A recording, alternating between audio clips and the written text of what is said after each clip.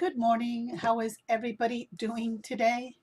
This is Sandy from Crafty Mom 15, and it is indeed quite early on this Friday morning. I had a great night's sleep.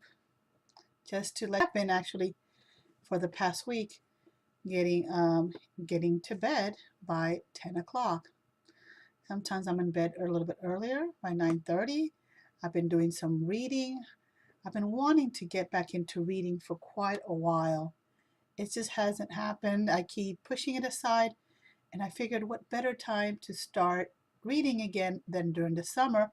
That way, once the kids go back to school and I'm back to teaching, that way I can continue a habit that I have already started during the summer. So that's probably what I'm going to continue to stick with during the rest of my summer. I am very much, and I wasn't when I was younger, I'm very much a morning person.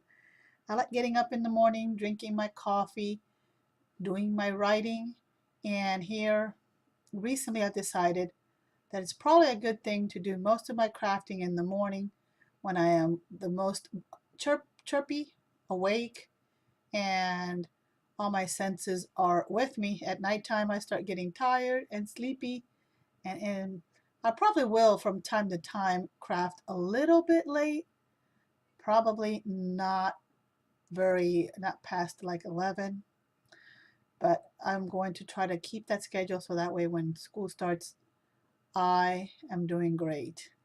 And I always feel, for some reason, when I go to bed early and I wake up early, I feel for me, what happens in my mind is I feel like I get more done when I'm up earlier in the day.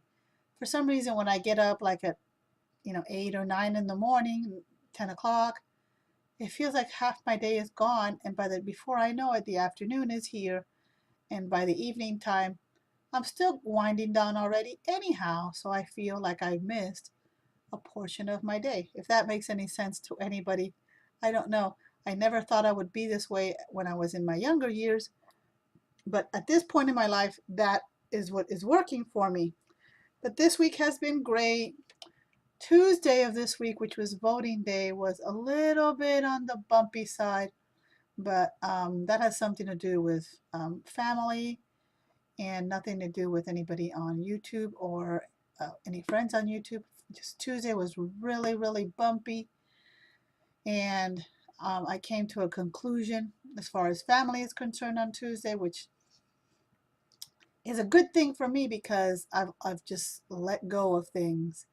And letting go of things, I realized, is a great feeling.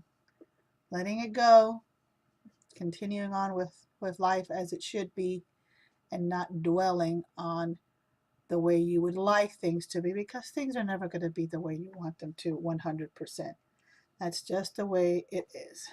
Anyhow, something that is um, for sure is that on Fridays I've been doing the money challenge and I have been pulling a, my number from my box, putting the money in my money box, and hopefully by November I will have um, a good savings.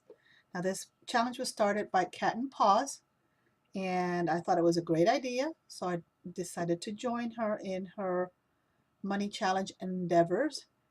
And with no further waiting, let's go ahead and pull a number for this week. So that is how my week has been, and those are the things that have been on my mind. And I've also, something else that I've been doing is I've been going through my stash and using things that I had saved up to make little things for my pen friends and putting those things in my letters and sending them off on their way. I think I sent out, and I guess I could have taken a picture of it, but I sent out 6 letters yesterday, and I think on Monday I sent out 8, maybe was it 8 or 7? Can't remember the exact number now, but I've been my pen has been busy this week. So anyhow, that's what I've been up to, and I've been making little things for my pen friends and with all the little goodies and fun things that I have in this room and sending them off on their way. There we go.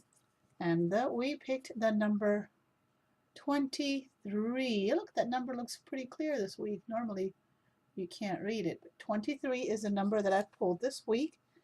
And I will put that in my money box here. And this is just a little sampling of some of the little things that I've been doing. I have dug out my little cutouts and been coloring them in and putting them on my envelopes. And on the back side here of this envelope, I'm probably going to put something like that to decorate that envelope. And these envelopes I picked up on the clearance a while back at Hobby Lobby. So I've got plenty of them to use, and I think this is the last one of this package that I opened. I have my little snail for snail mail, and I colored this in. I thought it was cute. I love friends, fun, and flowers. So I'm going to put that for decor, and this is for a card that I'm making here.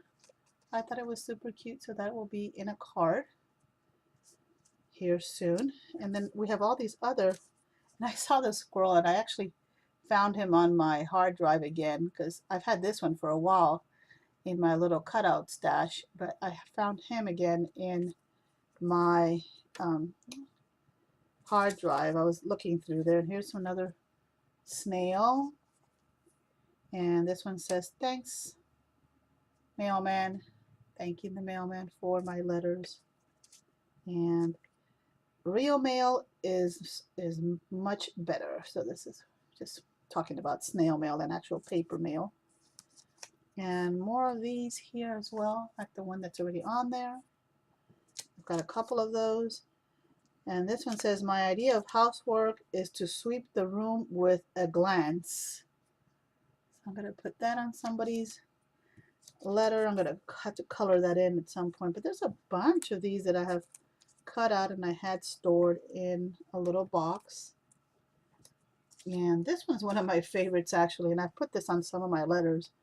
Handwritten letter, just for you, the lost art of the handwritten letter, my thoughts in pen and paper with love. And you just put your name in there and adhere that to your letter. And I tell you, my pen, I filled it up once this week. I tell you, those fountain pen refills sure go quite a long way, longer than I remember, but some of them go long. And I love, this is one of my favorites. I love snail mail. So that is what I've been doing. I've been doing some coloring in this card that I'm going to be doing at some point this week. And these petals and bloom labels, I picked these up for $1 at Hobby Lobby a little bit ago too. And I've been using these to adhere the addresses when I want to write in my addresses on darker envelopes, so that way it's easier to read. So that is what I have been up to. And I will be back next week with the money challenge again. I will be back to pull another number and continue the journey. You all have a good week, and I will see you for sure again soon with more crafty videos and more shares and chit chat with you. You all have a good day. Bye now. Happy Friday.